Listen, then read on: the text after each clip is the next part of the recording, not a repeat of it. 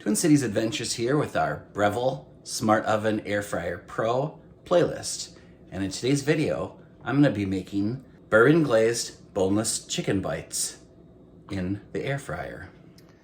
Once again, here is our Smart Oven Air Fryer Pro, and this is a Learn by We Go playlist, so I'm going to be teaching you tips and tricks along the way that I learn. So make sure you watch all our videos in this playlist because you will learn a lot, because I'm trying to be really thorough with everything. Now I'm going to air fry these up on level 3.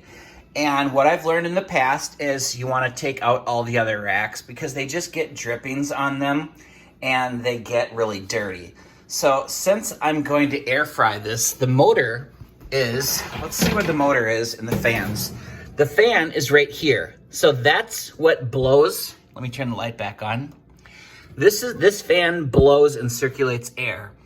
You can turn it off, you can have it on regular, or you could have it on super. So that'll make things really crispy and crunchy.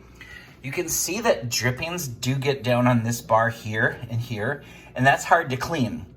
So this is the heating element, so I'm assuming everything burns off of that because those turn bright red and there's really nothing on there. This is the removable tray here, so I do take that out and clean that every time. So what I'm gonna do now, this time, since we're making these bourbon glazed bites, I'm assuming there's gonna be a lot of dripping. So I do not want that to drip all over the heating element. I'm just not gonna do it. So because I can see where the heating element is here, I'm actually gonna put a tray on the bottom and I'm gonna put tin foil on it. So we're gonna do that and we'll watch how that goes. And that'll catch all the bourbon glaze off of that. And I think from now on, that's what I'm gonna do whenever I air fry, because it's below the fan, which circulates the air, and there's more heating elements up on the top here. So you'll get the heating element from the top, and then the fan will rotate all around the basket that goes in the third level here. So let's prep that pan right now. So this is a jelly roll pan. I bought it at Williams-Sonoma. It's basically 14.5 inches wide and about 9 3/4 inches deep. So this pan is coated with this super non-stick surface that apparently is not supposed to burn food. And I'm not gonna put that directly in there because I don't wanna ruin that with dripping. So I'm gonna put tin foil on this. I'll put the rack on the bottom.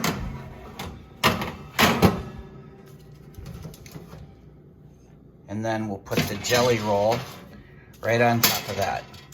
Now I'm gonna pull this out to put the chicken bites on there while we preheat that. Too bad things don't have air fryer directions. So basically this says preheat oven to 400 in an oven or a toaster oven. We're gonna air fry it.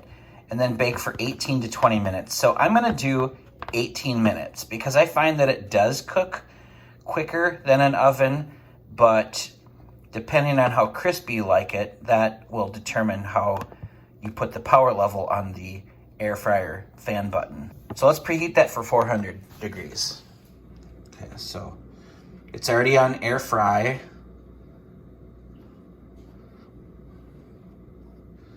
(400), 18 minutes. Start. That'll preheat now. All right, here is a tip worth watching this video. Notice that I put them in a formation that is thinner, so there's a edge that there's no chicken on, about 1.5 inches on both sides. That's so all the drippings go directly on to the lined cookie sheet in there. So this goes on level 3, and then all the drippings will go right down into that pan. So I'll close that up.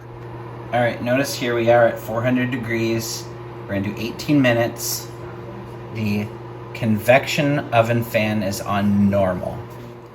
Okay, there's about 6.5 minutes left on the timer. Let's check it. See what's going on in here. Looks nice and bubbly and like it's cooking up. That's good. I'm assuming there we go. The rotate reminder just went off. Let's take a look at that. I don't think I'm going to rotate those. I'm just gonna leave them be. And then we'll check those again in 6 minutes and 16 seconds. Okay, we're done. And here is the end result. Let's take that out. Nice and crispy. See, now I can see why you would want to possibly flip them.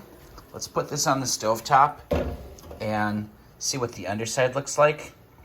Exactly, that's why you would want to flip it, because the top is pretty crispy and the bottom is less crispy. So in the future, I will flip them, but if you don't want to go through all the work, then you don't have to. Either way, that is going to be really tasty. Let's turn the light on here and look at the drippings. There's not much that has dripped down. So I don't know if I would waste my time using tinfoil on the cookie sheet in the future, because not much drippage, and you don't want to waste your money on too much tinfoil. That's good to know. All right, so I'm gonna close this up. That is off, and it's gonna cool off now, so that's done. Right? Nothing in the drip pan, because the cookie sheet lined with tinfoil caught everything. And now here is our end result. We have the bourbon glazed chicken bites on Japanese sticky rice. Here goes the taste test. It's delicious. So my final thought, air frying food is a really good idea because it gets it from all angles. It's deceiving when you think of the phrase air frying, because you think it's frying when really it's just a convection oven. So a convection oven is basically just an oven with a motor and a fan that blows the air around.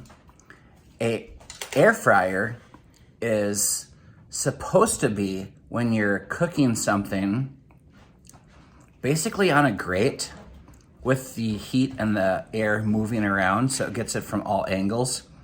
Sort of like if it was deep frying and submerged in oil and it was getting it from all angles. So the difference between a smart oven air fryer is that it comes with a grated basket, so the convection oven blows the heat around and it does cook from all angles. Smart Oven Air Fryer Pro is definitely the way to go. Thanks for watching. Twin Cities Adventures out.